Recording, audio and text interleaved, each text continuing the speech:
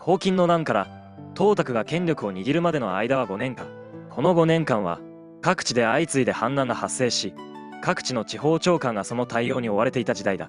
氷州の扁将関水の乱ではこれまで紹介した外勲や不将、慶州の長寿の反乱では要職、そしてこの後紹介する揚州露光郡で発生した工場の反乱では立公が活躍した。この4人とも今まで知らなかったな。船員三国演義には登場しない人物だからな。とはいえ4人とも五感所に独立した殿が設けられている重要人物だぜ。まあ三国演義では黄巾の乱が終わると割とすぐに霊帝の崩御の場面まで飛んじゃうから、彼らの活躍は紹介されないんだね。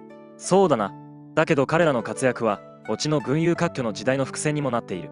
特にこれから紹介する立公は後に演術や孫作と因縁の関係になる人物だ。そうか、どんな感じか見てみよ五光軍を黄巾から守った要職が南陽軍に移動してしばらくすると、この地で工場という人物が主導する大反乱が発生した。反乱軍はたちまち数万人の単位に膨れ上がり、複数の県を侵略し始めた。五光で賊が発生したとのことです。何？一体どうしたことだ？イエーイ、ご心配には及びません。コソ泥が騒いでいるだけです。そうなのか。江南地方で名声が高く、長屋の人望を集めている人物を大使として送り込めばなんとかなるでしょう。誰か心当たりでもあるのか。義老の陸記寧殿、この方を置いておりますまい。わかった。では今すぐ立公を差し向けるとしよう。こうして陸公が露光大使として赴任することとなった。短い間ですが、いろいろ教えていただきありがとうございました。ご武運をお祈りいたします。この情勢だと、貴殿もいずれどこかの軍を率いて戦乱を鎮める任務を預かるだろうな。互いに自愛いたそう。五光軍の領域は北は渭水から南は長江までに及び、山岳や古城が多く、賊の活動に適した地域である。この時甲賀軍の蛮人まで反乱に加わり、その軍勢はなんと十数万人に達していた。すでに4つの県が賊の手に落ちております。軍の兵だけでむやみに討伐に向かっても自滅するだけだな。賊の大半は重税の負担に耐えられず、切羽詰まって賊となっているのだ。民の負担を減免し、今からでも元の道に帰れることを示せば、思い直す者も多いだろう。その旨を政令に定めて交付するぞ。一方で同時に軍需物資の準備を進めよ。かしこまりました。陸公の対応は功を奏した。賊軍は組織化されておらず、法令を知って故郷に戻る者が続出しだしたのである。賊軍の活動がピタッと止まりました。それでは軍を動かし、主導者を成敗するとしよう。政府軍至ると聞き、賊は散り散りとなった。陸公は工場を打ち破り、残党は皆投降した。こうして露光の反乱は短期間で収束したのである。各地の反乱はとどまることを知らなかった。周平4年10月、今度は慶州の南部、調査郡で反乱が発生した。五光に続き今度は調査で賊が発生した。どうやらこれもかなり規模が大きいようだ。慶州南部で大反乱が起こるとすれば、20年余り前、延期時代以来ですな。そうだ。前回は賊が霊領、慶陽、調査など各郡に拡大し、一時は慶州全体が危うくなった。工事は風根、都将らが朝廷軍10万を率いて鎮圧した。しかし今は20年前に比べて財政はさらに枯渇している。朝廷軍を送る余裕など到底ない。ということで、貴殿の出番なのだ。私が調査に赴くのですか。貴殿のこれまでの数々の武勲は聞いておる。調査を鎮めることができるのは貴殿しかおらぬ。貴殿さえうんと言ってくだされば、私から陛下に申し上げ、貴殿を調査大使として派遣したいと思う。私は家柄もなく、学問もありません。ただ武勲を上げることでは誰にも負けない自信があります。その任、謹んでお受けいたしましょう。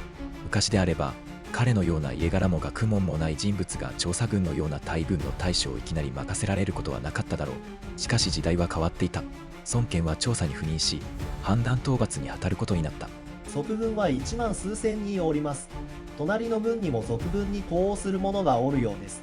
ここは孫子の子孫である俺らしく、孫子の兵法を駆使して戦うとしよう。晴れ、冥府が孫子の子孫だなんて初めて聞きましたが、そうだったんですか。俺も知らん。でもそういうことにしておけば少しは箔がつくだろう。そうですね。どうせ誰にも渡れしませんからね。で、孫子の兵法ってどんな内容でしたっけ。俺はもう完璧に身につけたぜ。まずは敵を知り己を知れば悪戦して危うからず。ふむふむ。孫権は後世ら反乱軍の動静を把握した。後世に呼応して慶陽軍、明陵軍でも反乱が発生しており、奴らは合流しようとしている。奴らが軍を合わせると面倒なことになりますな。その通り、我々は急いだ方が良さそうだ。野因に紛れて軍を進め、夜明けとともに攻めかかるとしよう。孫権率いる政府軍は王政の陣営に密かに接近した。賊軍はまだこちらに気がついていないようです。よし、準備の暇を与えず総攻撃だ。お頭、突然官軍が攻撃してきました。なんだって。配下の兵士は慌てて逃げ出しております。まずい。俺たちも一旦ずらかろう。後世の軍は山を乱した。そこに孫権軍は突撃した。このように孫権はさまざまな計略を用いて戦い、1ヶ月も経たないうちに王政たちを打ち破った。張佐軍は平穏を取り戻したのである。張佐軍の東隣、余将軍義春県、歩行大使の陸公の重視がこの県庁を務めていた。品州反乱は各地で続発しており、この県も反乱軍の攻撃を受け危うくなった。切羽詰まった県庁は孫権に助けを求めたのである。義春県より援軍の要請が参っております。紀春の県庁は足が大変世話になっておるあの陸殿のご一族の方、何としてもお助けせねば。わし自ら救援に行くぞ。さあ兵を整えよ。お待ちください。軍の境界を越えて軍事行動を起こすのは救済に当たります。なりません。賊に攻められてわしに頼ってきておるのに、どうして無下にできようか。それでは朝廷に急ぎの使者を使わし、許可をもらってからにしましょう。ここから洛陽まで使者を往復させていては到底間に合わないだろう。隣の県は一国一領を争う危険の中にいるのだ。そんな悠長なことをしていられるか。しかし主君が罪に問われてしまっては元も子もありません。聞くがよい。わしには栄柄も学問も優れた品行もない。ただ征伐によって功績を立ててきたのだ。噴海を越えて討伐を行い、よその土地の危機を救ってやり、そのことで罪を得たとしても、天下の人々に対して案が恥じるところはない。さあ参るぞ。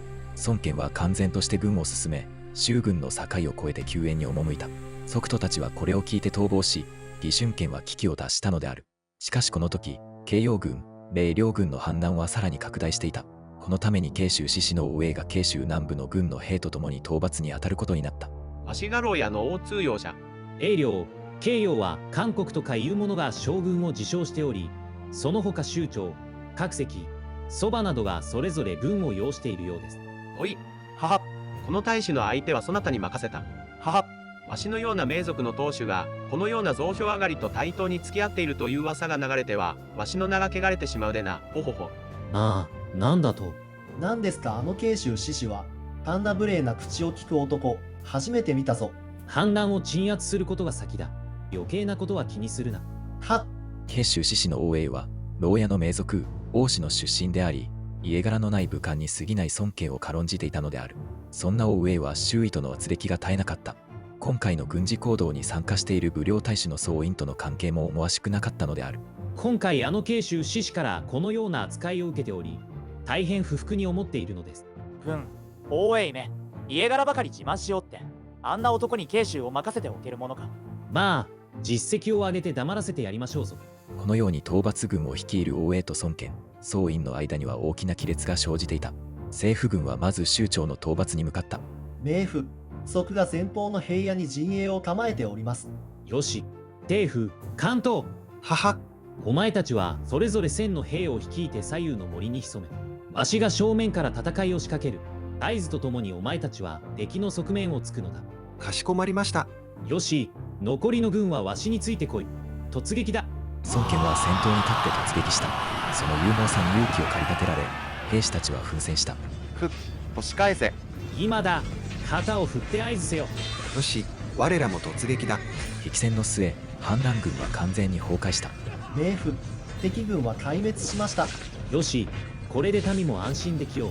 こうして孫権は見事な戦果を上げ、張佐、慶陽、米領の族はいずれも平定された。しかし王英は、それでも孫権を認めようとしなかった。なるほど、なかなかのイノシシ武者だな。まあお前は価格も教養もないからこうやって命を的に敵に突っ込んでいくしか生きる道がないよな。ご苦労さ。ははは、王英、そんな上から目線の口がよく聞けたもんだな。なんだと。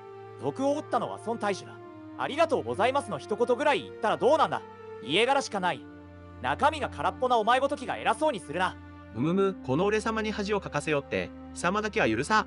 この一連の軍事行動は朝廷に報告され、孫権はこれまでの軍功が評価されて、無抵抗に奉公されるという非常に大きな成果を得ることになった。反乱は鎮圧されたが、慶州では志士と大使の間の憎悪が深まっていった。そしてこの対立は後に悲劇を招くことになるのであった。赤丸です。今回の王への振る舞いは極端な例ではありますが、これが孫権に対する当時の名士たちの一つの見方でもあった点は否定できません。三国志の群雄の中でも孫権は家柄、教養、財産などあらゆる面でバックグラウンドがなく、裸一貫から自らの武勇だけを頼りに成り上がってきた人物だからです。だからこそ人よりも無理をしなければ上にはいけない。孫権はこの4年後に戦いの中で命を落とすことになるのですが、それは彼が自ら選んだ生き方の結果だったと言っても過言ではありません。今後も中国の歴史を中心とした動画を上げていきますので、この動画がいいと思った方はチャンネル登録とグッドボタンをよろしくお願いします。最後までご視聴いただきありがとうございました。